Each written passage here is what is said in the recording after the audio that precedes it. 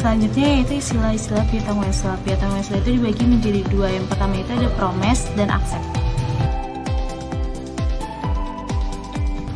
Berikut adalah pengertian promise. Promise adalah surat janji untuk membayar jumlah uang pada tanggal tertentu.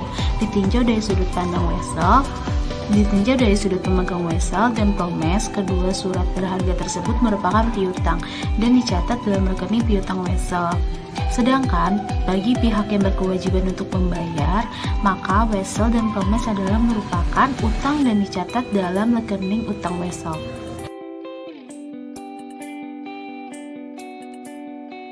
Berikut adalah penjelasan accept. Accept adalah surat berharga yang berisi perintah bersyarat dari bank penerbit draft tersebut kepada pemilik lainnya untuk membayar sejumlah uang kepada seseorang tertentu atau orang yang ditunjukkan pada waktu yang telah ditentukan.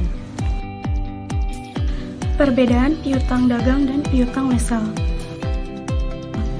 Piutang wesel bersifat lebih formal dibandingkan dengan piutang dagang, karena terdapat perjanjian tertulis yang mengikat antara pihak debitur dan kreditur untuk membayar sejumlah uang pada waktu tertentu.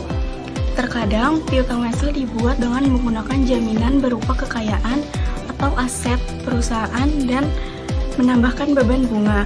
Selain itu, piutang wesel bisa dipindah tangankan kepada bank sebelum piutang tersebut jatuh tempo. Perbedaan piutang dagang dan piutang wesel. Jika piutang dagang, jangka waktu kurang dari 1 tahun. Dengan contoh, pembeli akan mendapatkan diskon sebesar 2% jika ia membayar harga faktur paling lambat 10 hari setelah tanggal transaksi. Sedangkan waktu pembayaran paling lambat adalah 30 hari. Sedangkan piutang wesel, jangka waktu bermacam-macam, tetapi pada umumnya paling sedikit adalah 60 hari. Yang kedua, jika piutang dagang dimasukkan dalam aktiva lancar, sedangkan piutang wesel, bagian yang jatuh temponya dalam waktu 1 tahun diperlakukan sebagai aktiva lancar, sedangkan yang lebih dari 1 tahun diperlakukan sebagai piutang jangka panjang. Yang ketiga, jika piutang dagang berkaitan dengan operasi utama perusahaan sehingga harus dapat ditagih, sedangkan piutang wesel mensyaratkan adanya jaminan sehingga jika saat jatuh tempo tidak dapat melunasi, maka jaminan tersebut dapat dijual.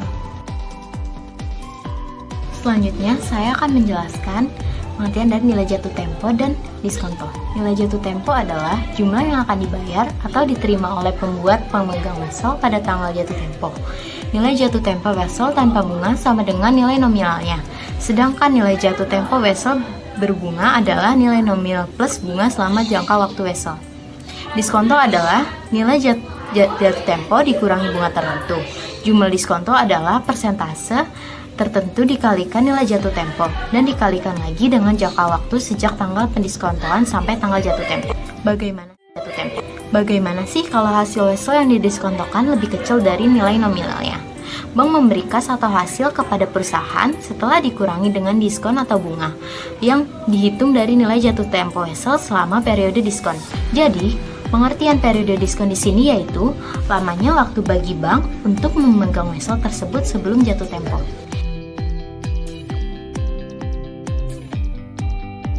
Tapi, saat wesel diskonto gagal dibayarkan, bank akan memberitahu pelanggan dan meminta pembayaran.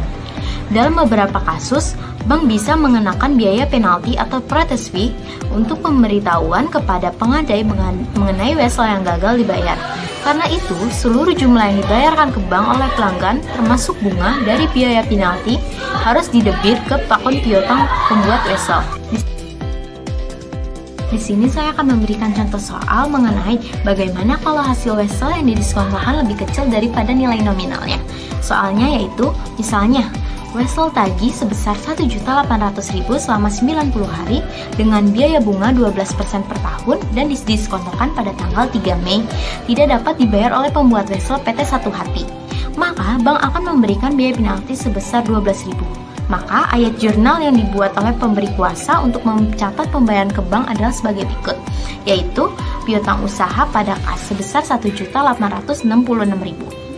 itu didapat dari 1.800.000 dikali 3/100. Mengapa 3/12? Mengapa 3/12? Karena hitungannya itu 90 hari. 90 hari itu sama dengan 3 bulan. 3 bulan itu berarti 3/12 dari 1 tahun itu dikali dengan 12%. Maka didapat hasilnya 54.000. Lalu ditambahkan dengan biaya penalti sebesar 12.000, maka hasilnya menjadi 66.000. Kenapa didapat jadi 1.866.000? Itu didapat dari 1 juta biaya wesel tagihnya sebesar 1.800.000 dikali ditambah dengan 66.000 yang sudah kita hitung tadi. Maka hasilnya menjadi 1.866.000. Contoh soal piutang wesel berbunga sesuai konsep dasar akuntansi. Pada soal yang pertama, pada 25 Januari 2016, PT Jewelia menjual barang dagangan sebesar 8 juta rupiah kepada PT Murni dengan utang piutang biasa. Soal yang kedua, tanggal 1 Februari 2016 disepakati antara PT Jewelia dan PT Mulia bahwa utang piutang jual beli barang dagangan pada 25 Januari 2016 yang lalu diubah menjadi utang piutang wesel yang berbunga 4% per bulan. Masa jatuh tempo ditetapkan tanggal 1 Agustus 2016. Soal yang ketiga, pada 1 Juni 2016 PT Jewelia menjual piutang wesel berbunga kepada PT Mega Denga dengan diskon sebesar 3% sebulan. Pada soal yang keempat, pada 1 Agustus PT Mulia melunasi utangnya sebesar 8 juta kepada PT Megaden dengan tepat. Yang diminta, buatlah ayat jurnal yang diperlukan untuk PT Jewelia dan PT Mulia. Kita melakukan perhitungan piutang wesel berbunga sebagai berikut. Bunga wesel saat jatuh tempo 8 juta rupiah dikali 4% dikali 6 yaitu sebesar 1.920.000 rupiah. Nilai jatuh temponya 8 juta ditambah 1.920.000, hasilnya itu 9.920.000 dengan diskon 9.920.000 dikali 3% dikali 2 hasilnya 595.200 rupiah. Hasil pendiskonan wesel yaitu 9.920.000 rupiah dikurang 5.905.200 rupiah, hasilnya 9.324.800 rupiah. Pendapatan bunga saat pendiskonan itu 9.324.000 dikurang 8 juta rupiah. Bila pada tanggal jatuh tempo piutang wesel tidak dilunasi, maka dikenakan tabungan tambahan pada pelunasan. Berikut ini jurnal yang dibuat oleh PT Jewelia. Jurnalnya yang pada tanggal 25 Januari 2016.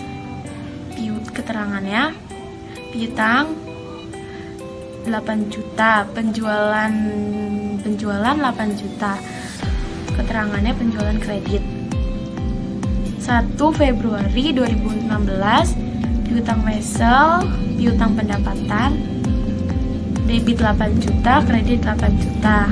Dengan keterangan perubahan menjadi piutang wesel. Pada tanggal 1 Juni 2016, biaya bunga 9.324.800 untuk di debit. Potongan piutang wesel di kredit 1.324.800 dengan keterangan pendiskonan piutang wesel di kredit 8 juta. Tanggal 1 Agustus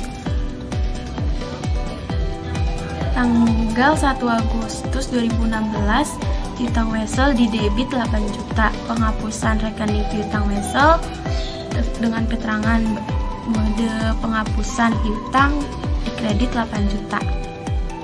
Jurnal yang dibuat oleh PT Mulia. Tanggal 1 Agustus 2016. Piutang wesel berbunga di debit 8 juta dan piutang wesel di kredit 8 juta dengan keterangan penghapusan rekening piutang wesel. Yang kedua, 1 Agustus 2016, piutang penjualan pada kas di debit 9.920.000 dengan kas di kredit 9.920.000 dengan keterangan penghapusan rekening piutang wesel. Catatan, untuk piutang penjualan menjadi sebesar Rp9.920.000 pada masa jatuh tempo dengan asumsi tidak ada biaya proses. Contoh soal wesel tak berbunga. Pada tanggal 1 November 2014, PT Adi Setia mendiskontokan wesel berikut ke Bank BNI dengan diskonto 18%. Nominal weselnya Rp300.000 dengan jangka waktu wesel 6 bulan dan bunga 24% pada tanggal wesel 1 September 2014 dengan jatuh tempo 1 Maret 2015. Perhitungan wesel tak berbunganya yaitu nilai jatuh tempo sama dengan nilai nominal yaitu Rp300.000, diskonto sama dengan Rp300.000 dikali 18% dikali 4/12 yaitu Rp18.000, kas diterima sebesar Rp282.000. Jurnal PT Adi Setia pada 1 November 2014 yaitu kas di debit sebesar Rp282.000 pada beban bunga di kredit sebesar Rp18.000 dan piutang wesel diskontoan di kredit sebesar Rp300.000. Jurnal Bank BNI pada 1 November 2014 yaitu piutang wesel di debit sebesar Rp300.000 pada kas di kredit sebesar Rp282.000 dan pendapatan bunga di kredit sebesar Rp18.000. Penyajian piutang wesel dalam laporan keuangan.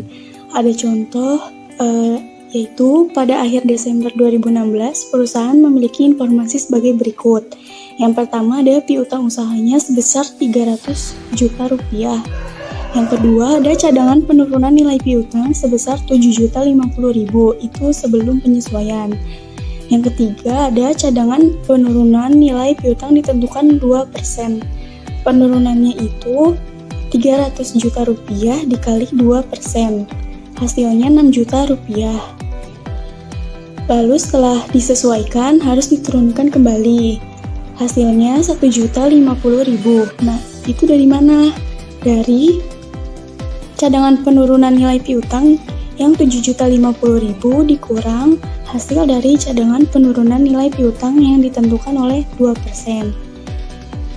Nah, jurnalnya itu cadangan penurunan nilai piutang pada pendapatan lain-lain dengan debit kreditnya sebesar Rp1.050.000 dan dengan keterangan penyesuaian cadangan penurunan nilai piutang akhir 2016.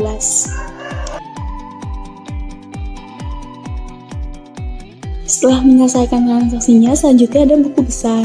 Nah, di sini ada buku besar akun cadangan penurunan nilai piutang dengan saldo akhirnya Rp7.050.000 di kredit. Karena di akhir ada penyesuaian sebesar Rp1.050.000 di debit, maka saldo akhirnya itu menjadi Rp6 juta. Nah, Rp6 juta itu dari Rp7.050.000 dikurang dengan Rp1.050.000.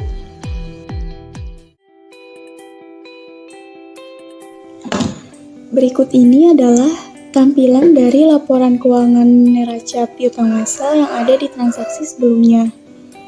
Nah, di sini ada aset lancar yaitu kas dan piutang wesel. Karena kita hanya membahas tentang piutang wesel, jadi saldo yang diisi itu hanya piutang wesel, piutang usaha, lalu berapa cadangan penurunan nilai piutang.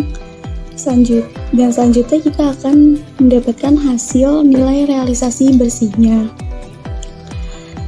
Lalu kenapa kas investasi jangka pendek itu tidak ada saldonya? Karena yang dibahas sekarang itu kan hanya tentang piutang wesel. Jadi yang di situ hanya piutang wesel. Lalu di dalam laporan keuangan neraca ini kita jadi bisa tahu di mana posisi-posisi piutang-piutang tersebut berada.